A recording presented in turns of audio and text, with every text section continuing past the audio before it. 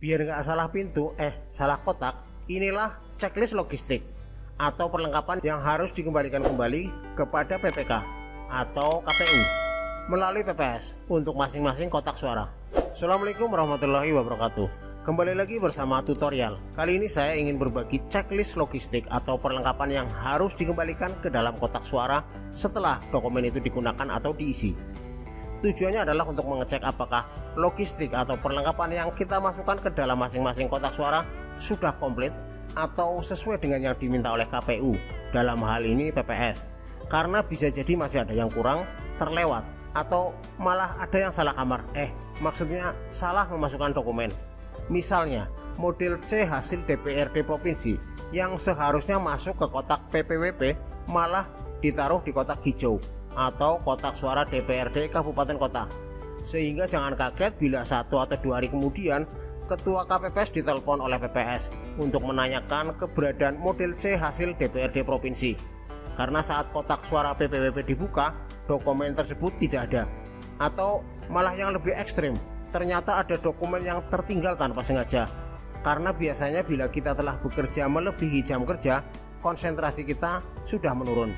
Padahal ada 5 kotak suara yang harus kembali diisi sesuai dengan permintaan KPU untuk memudahkan proses di tingkat selanjutnya. Contohnya dilakukan penghitungan ulang di tingkat kecamatan, di mana yang harus dibuka pertama kali adalah kotak abu-abu atau PPWP.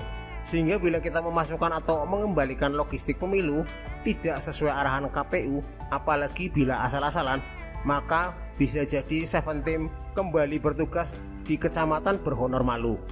Untuk file checklist logistik atau perlengkapan yang harus dikembalikan ke dalam kotak suara dari kotak suara presiden dan wakil presiden, kotak suara DPR pusat, kotak suara DPD, kotak suara DPRD provinsi, kotak suara DPRD kabupaten kota, saya salin dari materi BIMTEK seri 3, cover videonya yang ini. Yang wajib diperhatikan, jangan sampai kita salah memasukkan dokumen ke dalam sampul yang bukan peruntukannya. Karena nanti bisa jadi salah memasukkan ke dalam kotak suara yang seharusnya. Jadi sebelum sampul ditutup atau disegel, harus dipastikan sampulnya memang benar-benar digunakan untuk mengisi dokumen yang dimaksud. Untuk cara menggunakan checklistnya, taruh checklist di clipboard, tatakan kertas, biar tetap semangat. Misalnya pemegang checklist mengatakan, isi kembali kotak abu-abu PPWP, model C hasil PPWP. Yang dijawab oleh anggota KPPS tentunya sambil dikerjakan ya. Model C hasil PPWP masuk, dan kolom model C hasil PPWP dicentang atau dicontreng. Begitu seterusnya sampai yang terakhir, yaitu sampul surat suara PPWP yang rusak dan atau keliru coblos. Demikian juga untuk kotak suara yang lainnya.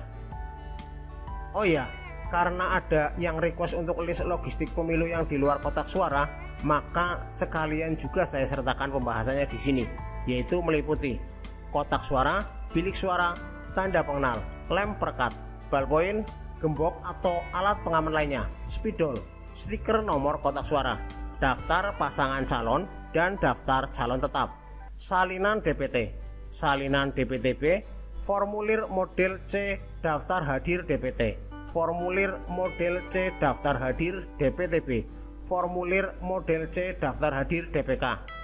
Bila logistik pemilu yang di luar kotak telah kita terima, maka kita bisa langsung eksekusi untuk ambil tindakan selanjutnya.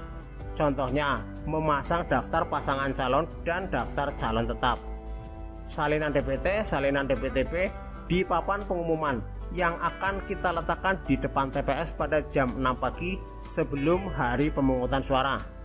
Jaga-jaga kalau malamnya hujan kan repot kalau kita pasang malamnya juga.